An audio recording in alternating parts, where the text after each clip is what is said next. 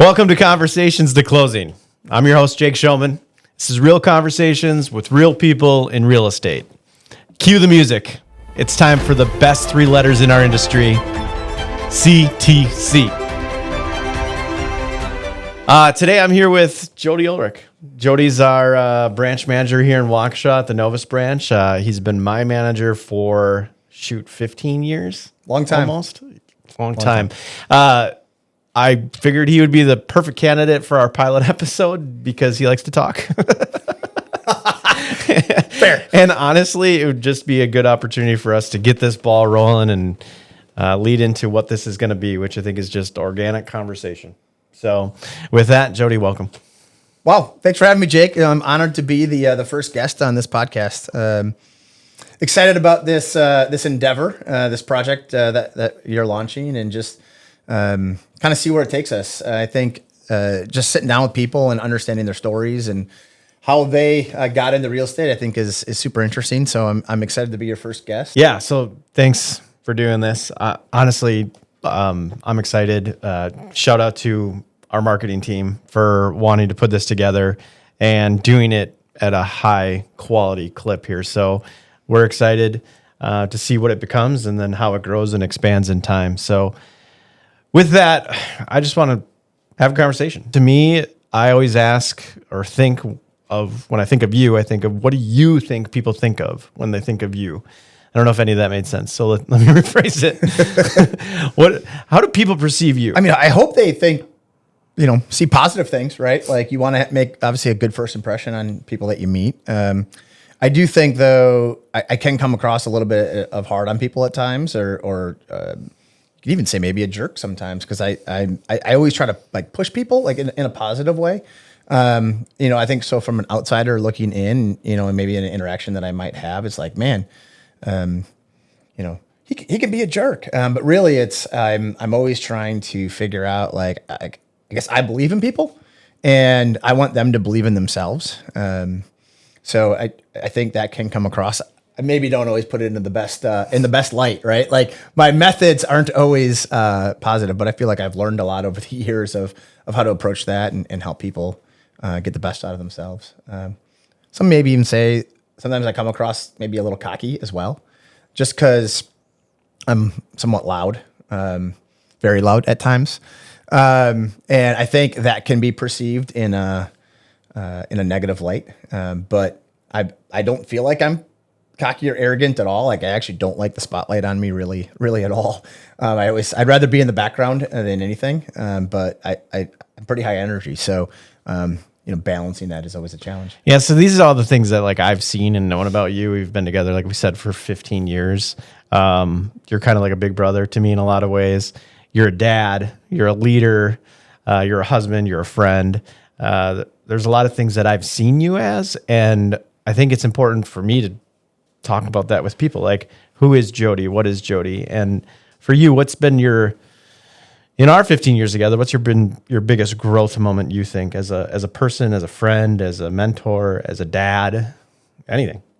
Wow. Biggest growth moments. I feel like there's been so many. I think, I look at our businesses today and kind of my life today, and it's like, man, could I have scripted that? Could I have planned for that or prepared for that? And I think the answer is no. Like, there's been so many growth moments where things have happened by just staying the course, whether it's professionally or, within your family. I think it's about being consistent on a daily basis. And then you look at each of these moments in reflection, like, wow, like, that was a big growth moment, even though you didn't realize it at the time. Obviously, our jobs can be stressful at times. The industry itself can be stressful. But raising a family of 3 kids is stressful. I think just kids in general can be stressful. And so I think those growth moments are, looking back and, as we've talked about, right? Like, kids are I say I'm on the back nine of life, right? Like, or at least of parenting. Like, my kids are closer to leaving the house than they are of being in the house.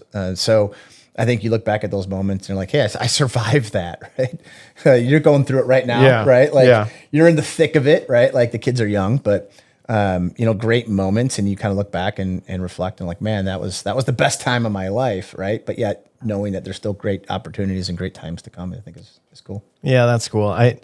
The beauty of this podcast is like, I want it to be organic, right? I want it to be just conversational. So what you won't get from us is we're not going to talk about loans today, really, even though that is what we do and that is provided for us and our families. The real value that I think you and I keep continuously coming back to is the people along the journey is what has become gold in a lot of ways, learning and understanding those who you work with and what they do and why they do it and how it defines and develops you, which has been fun for me. So for you, I mean, throughout your journey of life, obviously we talked about you become a dad. Is that the greatest thing for you, or what do you consider to be the greatest achievement, I suppose, of your life? So far, you're not done yet. Just am I that close to being for it to being over? Greatest achievement is I think is really challenging, right? Like obviously you see your kids and you want what's best for them, and I think one of the challenges there is, you want to pass things on to them and see them succeed in life, and you want them to have more success in life than you, but they don't understand that. They're 13, 15, and 17. So of course they know everything right now. And I know nothing, which is great. I got to love those teenage years.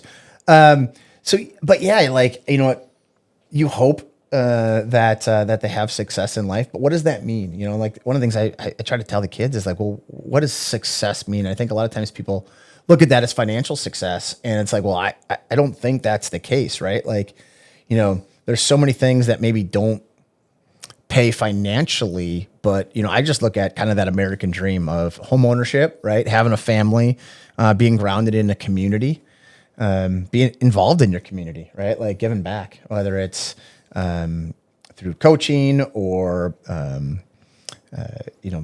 volunteering within the community, just being present within the community and a good member. So I look at that and I'm like, try to help shape the kids' views of that. And I don't think that job's not done, right? Like they're still learning. So that would be my greatest achievement, I think, right? Like if getting them to understand it, of what it takes just to be a good member of society and just giving back to the community. And yeah. And I talk about it a lot is removing their limiting beliefs, right? Like that's one of my biggest passions in life is, I truly believe like people don't believe in themselves enough. Mm-hmm. And if they can remove their limiting beliefs, they don't even understand what's possible in life. And I just look at, we talked about like, successes and being, in this and, you started out like, that was one of the things we talked about a lot, right? Like is remove the limiting beliefs to see what's possible. Yeah. And, it's worked out, I think, well for you, right? Like you're, maybe surpassing maybe what you even thought. And I think that's to me, that's the achievement, right? Like helping people understand that. It's fun to hear you talk about stuff like this because usually you're pretty stoic as far as like pushing people and hard on me and probably hard on your kids. And you don't express, I think, the real treasure of what you find valuable, which is developing, right? And teaching people. So let's rewind. You were a kid and you were probably stubborn and told your dad all the things. You grew up in Oshkosh. Yep. I'm from the Green Bay area originally, Door County-ish. And I think people think completely different up there than they do in southeastern Wisconsin. So explain to me maybe what your outlook of life was and is when you were in Oshkosh. And then eventually you went to St. Norbert College, and then you moved around quite a bit. So maybe tell me and explain to me your journey. Yeah. So I grew up in Oshkosh. You grow up in that community and you don't think very fondly of it, right? Like your hometown, right? Oh, Oshkosh is terrible. I can't wait to get out of here. And I think there's some pros and cons to, looking back and, as you become an adult, you look at it and go, Oshkosh, pretty nice community, right? Yeah. Like great place to raise a family, but you don't think about that as a kid. But I would say, generally speaking, life was pretty simple, right? Like you're on your bike, you're riding around the neighborhood. There's always seemed to be a game going on at the park, whether it's baseball or football or whatever, or playing in the street. That was always a big thing. So a pretty great childhood, right? Like when you think of it, both my parents worked. So it was just really me and my brother and whatever friends we could figure out, during the day, which was great. Just kind of that independence. So yeah, I love growing up there, but like I said, it was pretty simple.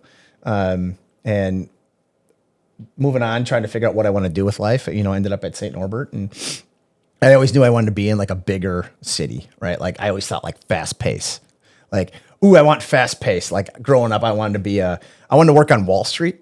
I want to be a stockbroker. I thought like, wow, that would be like, you wanted to be the wolf on Wall Street? Yeah, absolutely. Like I was so fascinated by that at a young age. And then you look at the reality of like an apartment rent in Manhattan.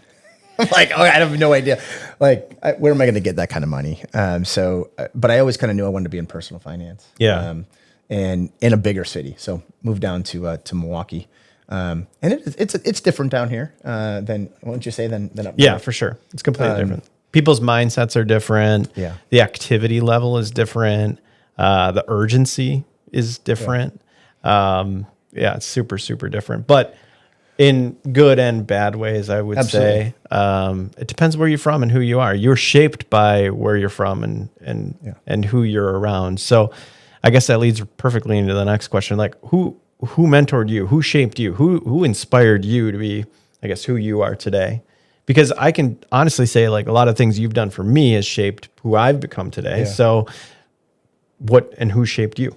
First and foremost, I would say my dad, right? Like you don't know that at the time, right? Like you're just living life, right? Like your dad's person, you're like, he's so hard on me. But I look back and I see some of the decisions he made in life. The discipline, working in the factory for many, many years, 35 years plus, rarely took a sick day. Like it wasn't an option. I say rarely, he may have never taken a sick day.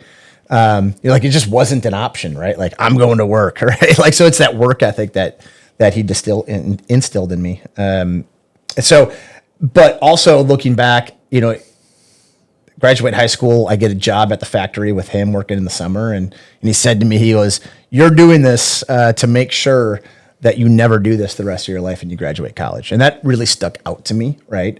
He worked in a wax plant. So it was like, in the middle of summer, it's like 130 degrees in this place. You're in long pants, long sleeve shirt. Yeah.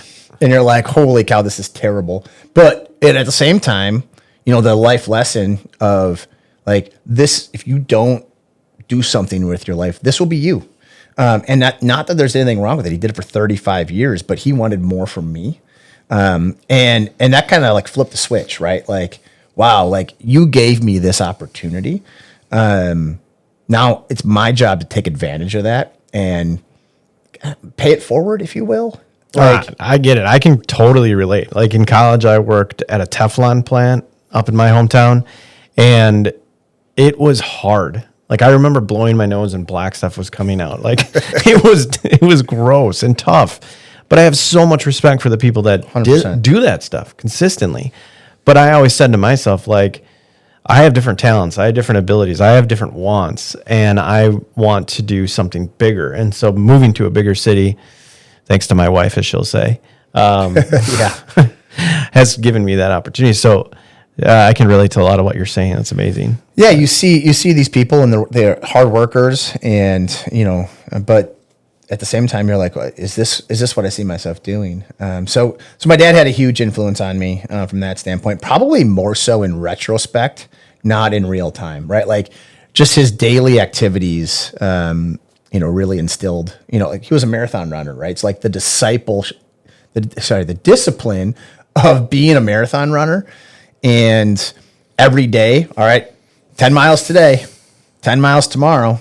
So I got into marathon running, when I was in my early 30s, and I'd ask him, like, how much were you running? He'd be like, oh, I ran 80 miles a week. I'm like, you ran 80 miles a week? Like, are you kidding me? Like, I'm lucky if I could pull up 25, right? But you see that discipline that, of like what it takes to be to compete at the highest level, if you will, or wanting to compete at the highest level. So like stuff like that. But then later on in my career, just other people investing into me. Had a manager out in Colorado who I really respected, and him taking the time to like, again, believe in me and like, all right, here's how you do it, and just soaking that kind of stuff up. So having just a lot of people invest in me over the years, it's like, all right, someone took a chance on me. I got to pay that back, right? Yeah, I think this is a testament, right? Like it's the people that you meet along the journey of your life that have built who you become, Yeah. right? And for you, it's your dad, and then I'm guessing you're talking about Dave, Yeah, absolutely. in Denver, and then your wife has obviously been an inspiration for you and has helped you grow and develop. And you guys are a perfect match when it comes to a lot of things. She grounds me. Yeah, She has no problem telling me how it is, in a positive way, right? Like, that's what I think that's one of the things that I really admired about her. She's really strong in who she is, and sometimes I can bus roll. I can bus roll people a little bit with my strong personality, and she has no problem like standing up for herself and like, you're wrong, right? Like, which I think is important. And there's plenty of times where she's like, I don't think you have that right. you are wrong a lot. Yes, I'm sure. I mean, we fight you and I fight quite often about what's right and what's wrong in the business sense. And it's fun to be around you with your wife because she does the same thing to you, but at the home sense. And then your kids do the same thing to you. So is that exhausting? Like when people fight with you all the time about right and wrong, or is that just how do you take that? Yeah, I think I'm really open-minded to people challenging me, because I'm the first like to admit I don't know everything, right? Like I've learned so much, and I always try to look at it from their perspective and what are they seeing that maybe I'm missing. Like we're sitting doing a podcasting 5 years ago, like this would not have been something that I was like, yeah, that's a waste of time, right? Like, and you and I thought about social media a lot, right? Yeah. Like just as a way to grow a business or in different methodologies to that. So I think it's being open-minded to what you don't know. That leads down a good path. Social media is interesting, right? Like it's a blessing and a curse. Absolutely. From the business side, I've always looked at it as an opportunity to build relationships and for people to be let into your door of your life to know who you are better. But it's also a curse because I think it's the keeping up with the Joneses idea. 100%. And it's maybe letting people in too much and creating a narrative about yourself that maybe is wrong or inaccurate. But you and I did fight about that. I think at the beginning was why use social media, do it, the organic phone call, face-to-face meetings, but then realizing it's an extension of that. Yeah. Not just a piece of it. It's getting your foot in the door, but like it's the start of a relationship. And I think in the end, I think you and I probably agreed on the actual concept because you're also a relationship guy. So you looked at some of these things as this is the start of a relationship, but it's everything else that you do within the relationship that makes it a relationship.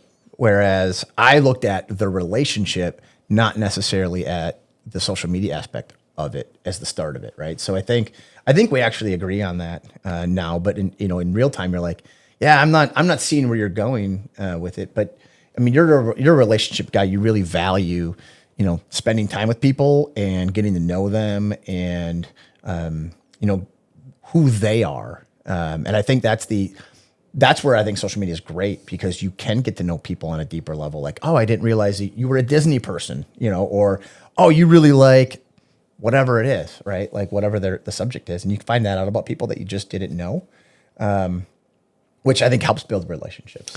Yeah, but there is a slippery slope. And it's funny because we're reversing roles kind of 10 years later in a lot of ways. Because the slippery slope with social media is that it's an echo chamber.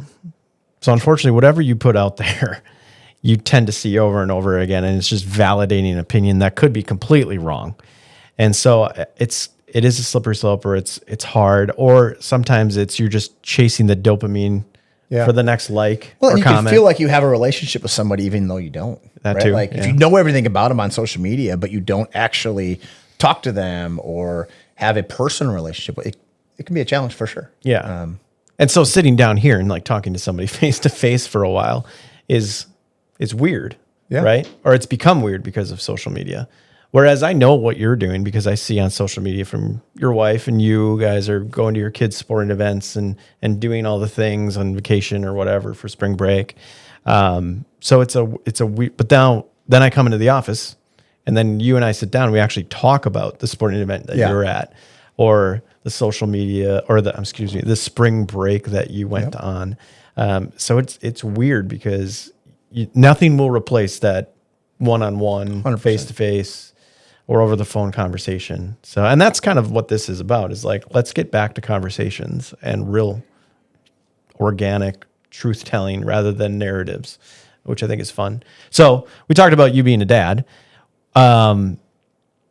Maybe give me, how old are your kids? You said they're kind of at the back end of their time in the home, which is crazy to me. It's a challenge for sure. So I got a 17-year-old senior. So she's graduating this year, heading off to Wheaton College down in Illinois. So excited for her for that opportunity. I have a 15-year-old freshman and a 13-year-old seventh grader. So well spread out, good ages. They're a lot of fun. Like I said, they challenge me in ways I never thought possible, but in good ways, right? Like, but just really enjoy seeing them grow and yeah, it's a fun part of life. I've said since the kids were like super little, like, oh, this is my favorite stage, right? And to a certain degree, that like that 3 to 7 age is still probably is my favorite. But it's really cool seeing your kids grow year over year and really figure things out, right? Like becoming their own personality, who they are, what they like, what they believe in, all that kind of stuff is really exciting. I'm just getting there as a dad. Right. So maybe what does a great day look like for you when you're not working? Yeah. Look, I love hanging out at the gym for a basketball tournament. As terrible as it can be sometimes when you're there all day and it's exhausting, I actually love it. Right. Like there with my team and helping them or in the summers, sitting at the ballpark all day. Again, sometimes it's exhausting, but you look at it and you're like, baseball's fun because I don't coach. I just literally get to sit there and be a dad, right? Like cheer them on. And I've had to learn, right? Like, hey, I'm not the coach. Don't fix their swing. Don't, all that kind of stuff, right? So like, which has been great because like when the game's over, it's like, hey, let's go get some ice cream or whatever. You did good. Pick them up.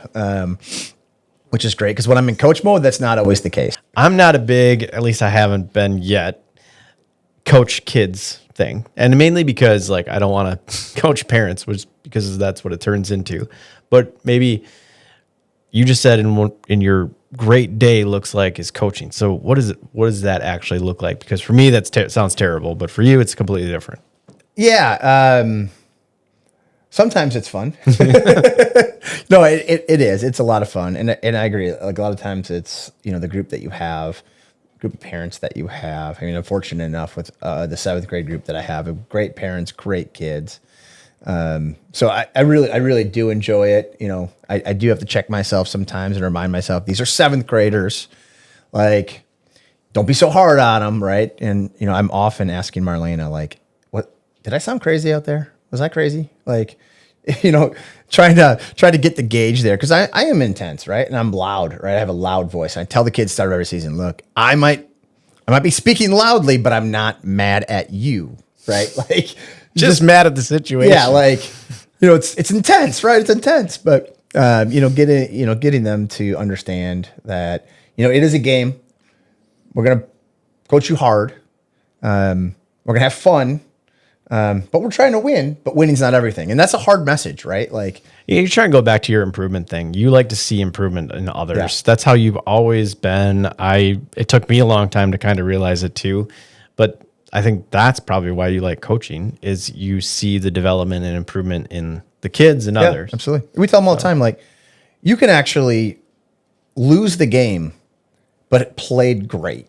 And that's a win versus winning a game and playing poorly. Like it is about a journey, right? It's getting ready for the next level, if you will, playing high school basketball or anything like that. And, too often kids focus on the winning aspect. Like we could enroll in a bunch of tournaments and win them all, but are the kids getting better? So it's helping them understand that, which is a lot of fun, but helping them believe in themselves too is also important. So you talked about Marlena, your wife. She's a saint, but She puts up with me. exactly. So what is one thing she would absolutely roast you about? She's in lovingly, Yeah. but she would totally roast you. What is the one thing you think? Preparing for this podcast. Nice. Yep. She's a big planner. She wants to have like everything, the I's dotted, the T's crossed. And I'm what I would consider a gamer, right? Like it's got to be top of mind. It's got to be fresh. I got to look at it the morning before. Like, okay, like what am I actually going to do on this? Like I'm doing this podcast and she gets so mad at me. Or even like a presentation or something. Like a lot of times I'm preparing the night before or the morning of. And not that I don't put in the time. It's just that I have to prepare my notes. I have to prepare what I'm going to say so it's top of mind because I want to be able to speak on a topic intelligently, right? Like, but I also want it to be organic. I don't want to just read notes, right? So it's this, for me to prepare that way, it drives her nuts. Goodness, I love her. And she's like, I'm like, yeah, I'm doing a presentation tomorrow. I'll be about an hour. She's like, oh, can I read it? I'm like, oh, I haven't started it yet. Awesome. She gets so mad. That's not who she is. Leading more into that. So like, give me a family tradition that's a non-negotiable, has to happen. Since she is a planner, I'm guaranteeing there's a ton of family traditions, but what's the main one you think? Yeah, man, family traditions. One that kind of comes to mind, I think is, Christmas morning, right? Like Christmas morning family traditions. I think everyone kind of has those, but ours is the kids can't go downstairs. They literally cannot do anything until we all go down and do it as a family. So, even as teenagers, we're like, no, you come in our bedroom, right? Like, so look, when the kids are little, we actually open stockings in the bedroom. But now like they all have to come to the bedrooms. Like you can hang out in here, but nobody's going downstairs, getting breakfast, getting a cup of water, nothing until like everyone's up and ready. And then we go down as a family. Like that's fun. Just, over the years, seeing the kids' faces or just, honestly, just spending time with them all in the morning, right? Like it sounds weird, right? Like it's not even about Christmas or the gifts or anything. It's just like, hey, as a family, like we're just chilling, like, and there's no option to do anything else other than hang out here. So that's kind of a fun one. That's cool. All right. So I have some questions to ask you to go a little quicker. Okay. Right. What are you willing to be unpopular about? Ooh, unpopular. I'm willing to be unpopular on just about anything. But probably maybe the one that's most top of mind is parenting, right? Like my kids are like, well, everyone else is doing it. I'm like, I don't care what other parents are allowing or doing or whatever. And sometimes it's unpopular, right? Like, oh, so-and-so's doing this. And it's like, I don't care. Like I don't like the idea of it. Right. So like, I think of like parenting. I think a lot of parents want to be cool, right? Like they want their kids to like them. And I'm like, I'm not trying to teach my kids that, right? Like it goes back to that limiting beliefs thing. Like I want them to think about it. And I talk to them all the time. Like it's your life, right? Like, what do you want your life to look like? Cause they're like, oh, you're so hard. I mean, I was like, it's not my life anymore, right? Like helping them understand as teenagers, like the decisions you make today, like are going to affect your life. So like, it's not always popular. All right, let's shift maybe to business a little bit. Not mortgage, but business. Perfect. What's the biggest lie people tell about success in this business or in this industry? The biggest lie, their numbers, right? Like people like to inflate their numbers a little bit and, how much production they actually do, how much money they actually make. Yeah, right. Like, I guess I always look at it like if you had to spend $10,000 to make $11,000, you only made $1,000, right? So like, yeah, people will do things in our industry to make their numbers look good, but what's it actually yielding? So that is the biggest lie, in my opinion, without question, is how much somebody actually does, how busy they are, how much production they do, how much money they make. I look at it completely different.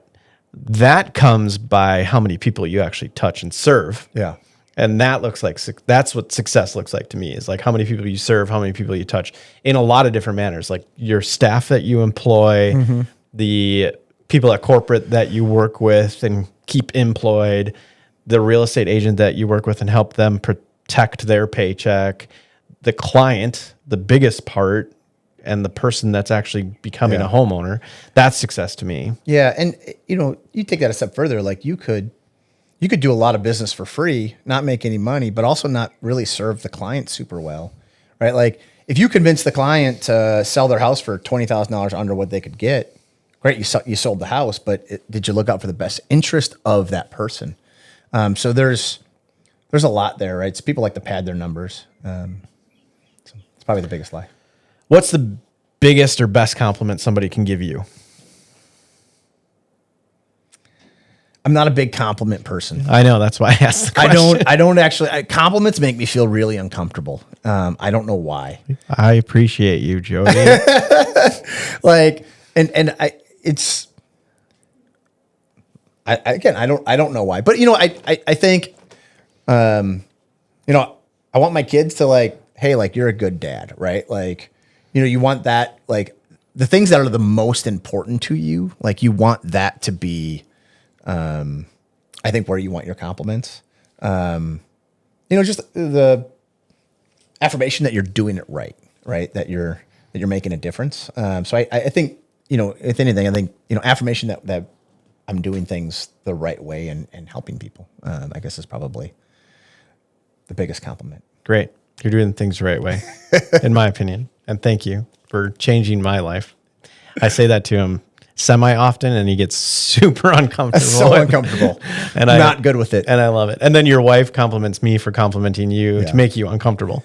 Well, and you know this about me, right? Like, I don't want to say like, what have you done for me lately sort of thing, but like my mentality is I don't like looking in the rearview mirror. Yeah. And so like, it's like, okay, great. We hit our goal. How do we going to surpass that next month, right? Like that's always my mentality, and that's not a good thing, right? Like you need to look back and recognize where you were and where you came from, and then what you were able to accomplish. But definitely, it's like, okay, great, we got to X amount of production. How do we do X plus 2? There's a healthy balance to both. Yeah. I really do think that, because for a long time I was always, let's just look back and be proud of what we did. But then always realizing if you stick too long on being proud of what you did, you'll never be able to reaccomplish or grow from where you are. Yeah, so you've taught me that. So I appreciate that. Once again, let me give you a compliment.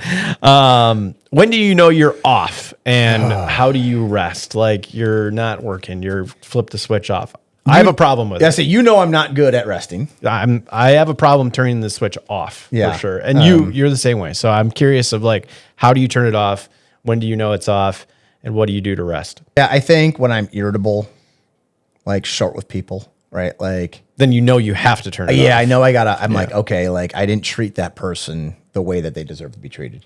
And all the stress that I feel, I'm taking out on someone else. Like that one time you swore at me. Yeah. It was one time. It was one time. 12 years ago. That's right. That's because I don't swear. You don't ever. Which something I aspire to do. Yeah.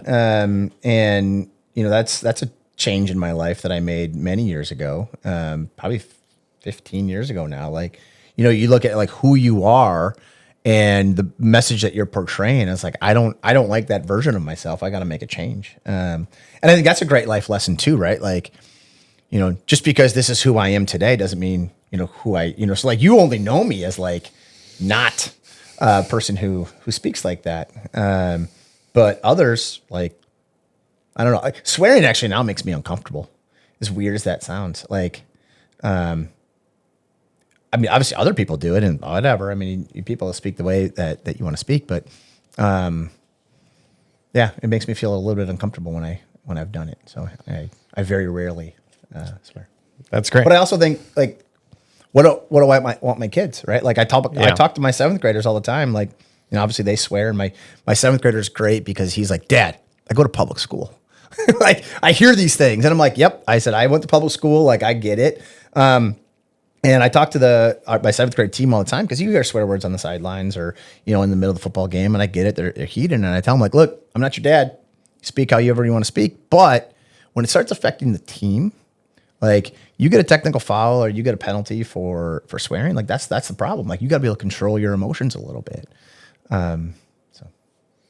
Perception is reality, right? Yeah. If you talk in a vernacular, it's going to lead to a perception or a persona Yeah. about who you are and what you are. So I think I am a culprit of cursing too much, especially on the golf course, and I need to be better. So that is one of my goals for this year. No, it's a great goal, right? Like, it seems such a small thing, right? Like, and is there anything inherently wrong with saying a specific word? No. And I tell my team, like, you can speak how you speak, but when it starts affecting others, that's when it's a problem. All right, you ready for some rapid fire hot takes? Let's do it. Here we go. We're going to keep it fast. Okay, So no explanation. I'm a talker, so keeping it fast is not my specialty. All right, no explanation unless it's really funny. Okay. All right. This is Wisconsin personal style. Ready? Old fashioned, sweet or sour? Sweet. Okay. Best Wisconsin Supper Club category: steak, fish fry, or prime rib? Fish fry. Most overrated adult purchase: a boat, an ATV, or a hot tub? Boat. Wow. All right. Golf cart: necessary or lazy? Oh, this requires an explanation. Sorry. Both. Okay. It's both necessary and lazy. So like if I want to play a quick round of golf, like I need a cart. Okay. But there's just something about walking the fairway that's just different. It makes the round so much more enjoyable. I mean, you're a golfer. You know exactly what I'm talking about. I know right? exactly Like, what you're talking about. You get to experience the course, and that's in a different way where like sometimes I think of like the golf cart as like life, right? Like, hey, I'm just zooming through life. But then when you walk, it's like I'm enjoying life, right? Completely different experiences, but I think both are necessary. Awesome. All right. Let's go a little more business. Phone calls are better than texts. Yes or no? Yes, 100%. Remote work made people better or worse humans? Better and worse. I'd say worse. Okay.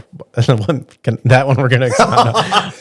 So I think remote work is great, like our ability to be able to do it and log on a computer, whatever happens, so if you're off or whatever, or even if you get a big snowstorm, right? Like you can still work from home and that's great. But I think generally speaking, it's worse, right? Now we bring home work with us. We're never off. I remember I literally didn't have a cell phone. It broke and I didn't have a cell phone for like 3 days. It was amazing. Like nobody could get a hold of me. Like I'm driving to the store. Nobody knows where I am. Nobody can call me to tell me, like I'm on my own schedule. So I think when we look at it from a work perspective, it's hard to disconnect if you can always work remote. The next question is work-life balance real or marketing? We kind of covered that. I'm curious your thoughts. Not real. Not it's real. a complete myth. I don't subscribe to work-life balance. In this industry. In any industry, I don't believe in it. And I always say it this way. It actually is a buddy of mine who actually, gave me this explanation. And he's like, it's more like a pendulum, right? Like, and when work is crazy. You have to show up and take care of what needs to be taken care of. But at the same time, if something happens at home, I don't care what's going on with work. I'm leaving. I got to take care of my family. So, they talk about this balance. It's never in balance, in my opinion. You're either, the pendulum swung one way or the other. And I think the third one you got to put in there is like self, right? Like, so it's work, it's, family, and then like yourself. You gotta, as we talked about, like relax and reinvest and recenter yourself. So you can't do all three of those things in a balanced way. One of them is always out of sync, if you will. Yeah, work is life. Life is work. I'm definitely on board with that. And I think your work provides for your life. Yeah, absolutely. So, all right. Spicy but safe personal stuff. Ready? Your most irrational pet peeve. Oh, no, I don't have irrational pet peeves. All of my pet peeves are rational. Let's see. Things that drive me nuts. I'll come home and, Marlena, let's say she'll have the windows open, but the heat on. I'm like, well, that doesn't make sense. Or even worse, she'll have the fireplace going because she wants the ambience, but she has the front door open. It's usually like this time of year, right? Like, hey, I get it. It's a little warm in the house. Just turn the heat off, right? Like, this ain't hard. We're going to clip this. Yeah, Send it to her. She knows. Yeah, she knows. So like things like that, I think that's completely rational. You're turning into an old man. That's what this means. Oh yeah, probably. Darn whippersnappers. I don't have an irrational pet peeves. Yeah, surely not. One thing you wish every adult learned at 25 years old. Yeah, we've talked about this a little bit. Again, I think it's removing your limiting beliefs. Like, I think so often especially young people, they don't give the effort because they're afraid they're going to fail or, hey, this isn't going to be worth it. And I think if anything, like social media or like viral clips or some of these people that like YouTubers have made it, it's a lot of it's more about the consistency of believing that they can do it.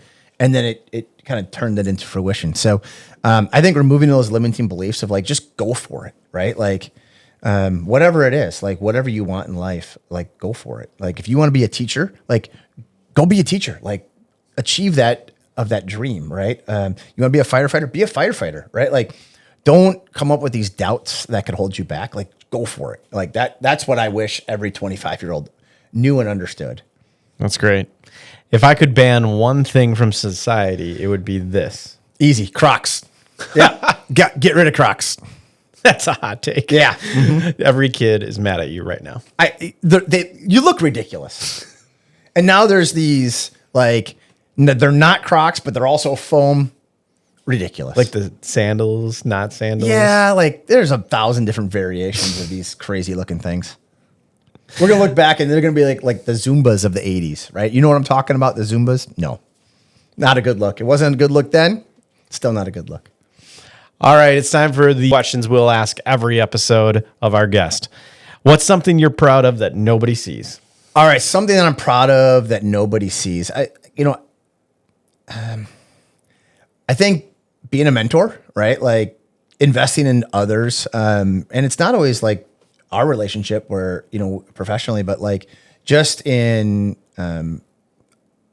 other people that maybe reach out, whether it's even like-minded industries and just ask for advice and like work through, different challenges. It's like, and a lot of it is I don't have all the answers, but I really try to think critically about like, what do they want with their lives, right? And help them figure it out. So there's a lot of people that I've mentored, if you will, but you don't know it, right? Like people don't know it. So I think that's the thing that I'm proudest of. And just, I like helping people in that way.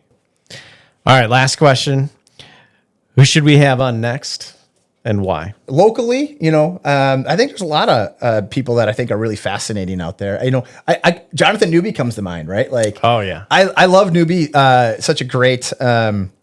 But I'd love to hear more about his story, right? Like, I just feel like I don't know, maybe well-connected is the right word. Maybe I don't know, but like, he always seems to know people, right? Yeah, like, and he has that instantaneous likability. Oh yeah, for sure. Yeah. For sure. But like, even, you obviously, his videos and like, I love the stories that he's telling. So I'd love to hear his story. Yeah. He would be my one. That's a good pick. Cool. So. Well, thanks for listening to Conversations to Closing. We really appreciate the support. Like, comment, share, subscribe to us. We're looking forward to doing more of these. And down below, let us know who should be on our next podcast. I'm Jake. Thanks a lot.